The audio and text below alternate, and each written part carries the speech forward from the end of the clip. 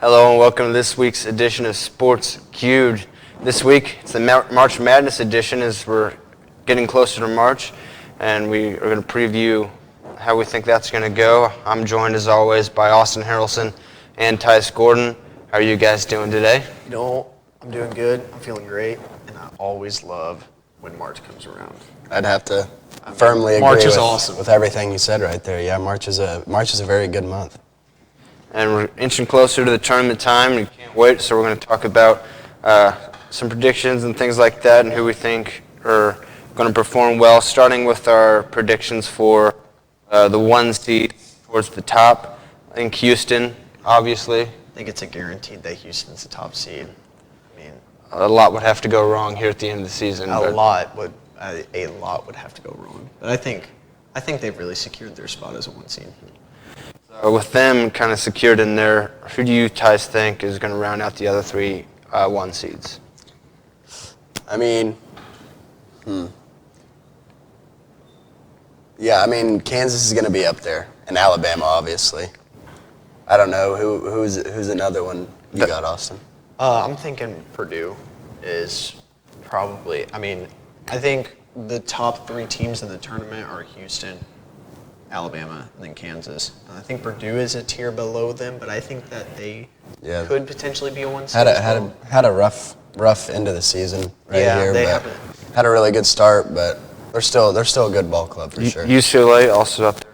It's going to be kind of really, as you mentioned, the top 3 seeds or the top 3 1 seeds probably locked up, but then that 4th spot could be a little bit up in the air. UCLA, Purdue, or kind of in the mix for that. Maybe some other teams, but you're saying Purdue. Yeah, I'm thinking Purdue is, like I said, the top 3 teams that are guaranteed. And that 4th spot, I'm taking Purdue. I think Purdue's done enough this season. They've proved that they can play against big-time teams and pull out big-time wins. So I think it's Purdue. With that, who do you think's the most likely 1 seed to lose to a 16 seed? Or just get upset early on? Because it happens every year. Maybe not against the 16 seed, but eventually in the tournament, a 1 seed always gets upset. I think I'm going to say Purdue if they make it. I mean, and Alabama. Yeah, that's who I was going to take if you didn't say them. Which Alabama hasn't really been the best. I know it's not really fair to put them in this kind of category, but they haven't really had a great basketball program. Like, if they were a 1 seed, this would be the first time ever in their program history that they're a 1 seed. So I think there is a bigger chance for them to not really expect what's coming. And, 16th seed, obviously, they're the underdogs. And then there's Purdue, which, like we said, that 4th spot's wide open. So I think really any team that gets in there could potentially fall. All the same to you, Tyus? Yeah, I'd have to agree. Before he was mentioning Purdue, but I was thinking Alabama the whole time. They're never really up there in the top of this. They've never been here before. I mean, they probably have one of the better percentages to lose to a 16 ranked team more than, definitely Houston and Kansas. But you never know. Kansas. Kansas, when they're at their best, they can win it all. Yeah. I think there's an argument for them being the best team in the country. And with Houston, I don't think there's any chance of Houston losing to a 16 seed. They're not going to. Even if they play bad in the first half, they're going to bring all their energy. They're also so good defensively, right. And that's what they've always been. Right. They've always been defense first, offense second. Right. Always up in everybody's face. The way they play they're super exciting. Very physical team. Fast. And especially last year at the tournament, that was always, I want to say they were a 4th or 5th seed last year, and that was my pick to win the tournament just because of how good defensively they are, and they're honestly just a cool team. I'll be honest. They're a really cool team. Yeah, especially with the jerseys, like the red and white. It's classic. Classic, and it's just they play good defense. And they can't get any better than that. They had their time back in the 80s as well, but they've been really a new team onto the. With college basketball, they were a football school kind of in a way there for a while, and then recently, in just the last couple of years, they've been bringing it on in basketball, and now they find themselves as kind of the consensus number 1 almost. Yeah, and you brought up back in the 80s. That was when Hakeem Olajuwon played for them. So, I mean, obviously they're going to be good with Hakeem Olajuwon on their team. No team's going to be bad with him. They're making a come up, though, and you love to see it. Love to see it. Well, as we move down the board, looking for some maybe sleeper teams or just teams lower down that aren't going to be one seeds but could also have a deep run in the tournament. I think Austin is showing who he thinks could do that.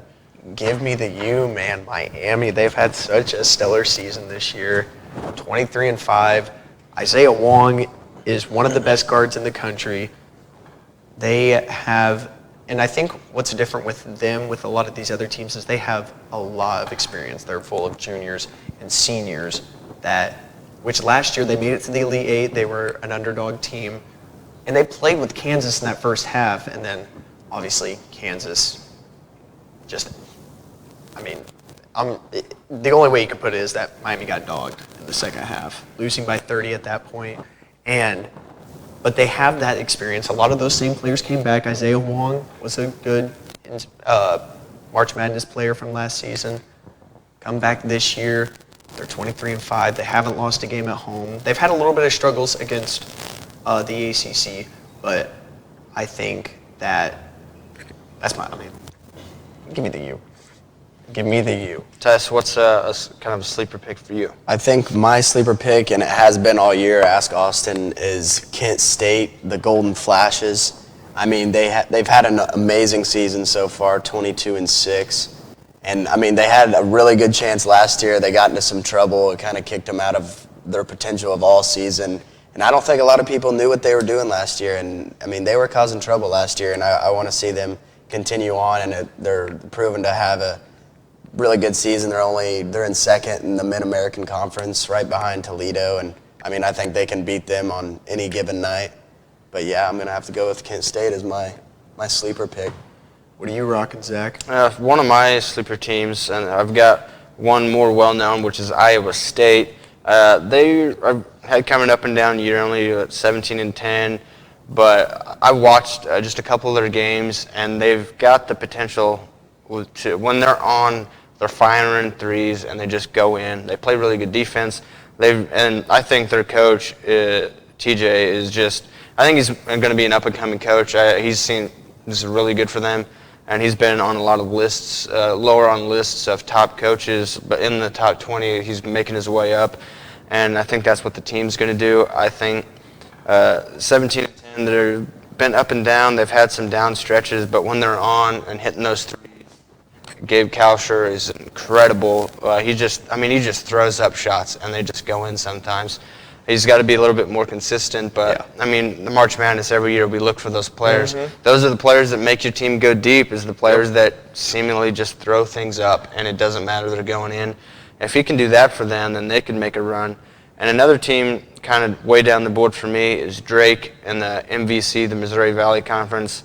Every year, those small, both Iowa schools, but Iowa's just, it's basketball. Absolutely. It's just a basketball state, and Drake is one of those teams that every year for the last few years gets, shown down because they're Drake. It's, and little old Iowa, but they're always really well disciplined, well coached, and they're always really, really good. They're 23-6, fighting for the MVC conference with SIU, but I don't think SIU is going to pull it out for.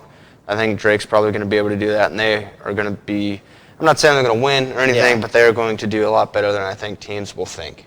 Yeah, and March Madness is going to look a little bit different this year. You don't have, usual top-seeded teams like North Carolina, Duke, which North Carolina's had a really disappointing season. They were top-ranked team in the nation before the season started.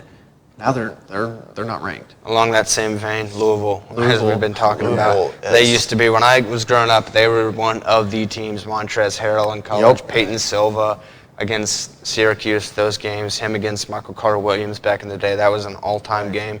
And, they got 3 wins this year. Sad to see where Louisville is right now. Honestly, probably one of the worst college basketball teams I've watched this season.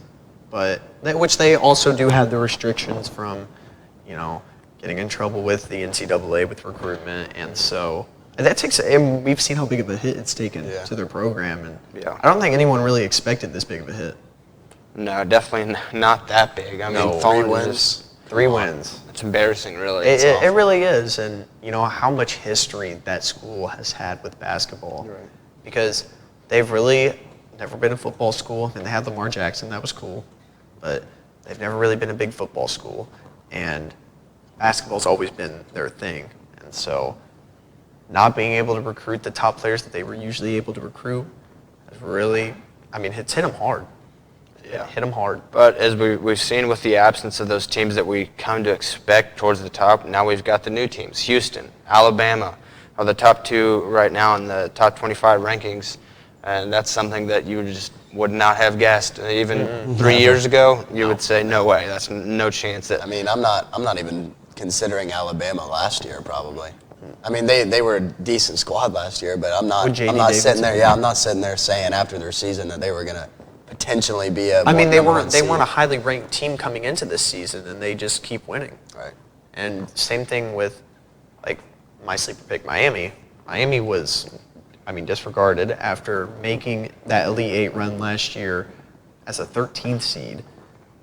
They're just disregarded. They kept a lot of their team, and now they're the 13th ranked team in the country. So I think what's cool about this March Madness is there's not one team that you're like, oh, they're the guys. It was usually Gonzaga, which Gonzaga's has had a good season, but there's no one. I mean, yeah, obviously Drew Timme, one of the best players in college basketball, but usually they have a guy like Jalen Suggs, or you know, they have a dominant guard with a dominant big man, which last year was Drew Timme and Chet Holmgren. So they don't have those kind of players this year, and there's no team really in college basketball that's set in stone. No, and that's what I like about this year going into it. As we go down again, towards the middle of the board, Austin, I know you're a fan of Indiana IU, and they've got one of the better players in all of college basketball. Once again, he's one of those guys that could carry a team through the tournament and help them be a surprise. Yeah, I mean, Trace Jackson Davis, I mean, one of the best players in college basketball. He's a double-double machine. I mean, 20 and 10 guy left and right. And Indiana's been pulling off a few upsets here lately. I mean, if any of these teams catch fire at the right time, I mean, it's basketball. It's college basketball. You don't need an overwhelming amount of talent to win those games. All you need to do is have the right game plan against certain teams. And, I mean, just like last year in the first round, we're watching Gonzaga play Georgia State, and Georgia State is down 2 at half. And they played the right matchup, which then center goes out, Chet Holmgren and Drew Timme just decided to start playing basketball per se. But I think that any one of these teams, especially Indiana, they're not a top 10 ranked team, but they're a team that gets hot. They get hot at the right time. I mean, who knows? I think that these brackets are going to be all over the place this year. Yeah, I'm going to like to see them. This year specifically, I think. I mean, it's been a lot different. No Kentucky. I mean, I think Duke and Kentucky will find their way into the tournament, but they're not going to be a top-ranked team like they usually are. So it's going to be quite interesting.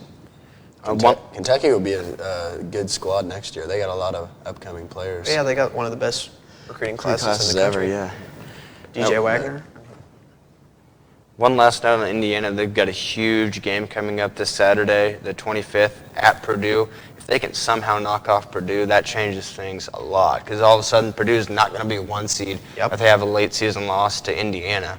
So that's a huge game to be sure to watch out for. Purdue's probably going to win, but if Indiana can pull off the upset at Purdue, that shakes things up even more for an already unsteady bracket as we get closer to time for the bracket to come out.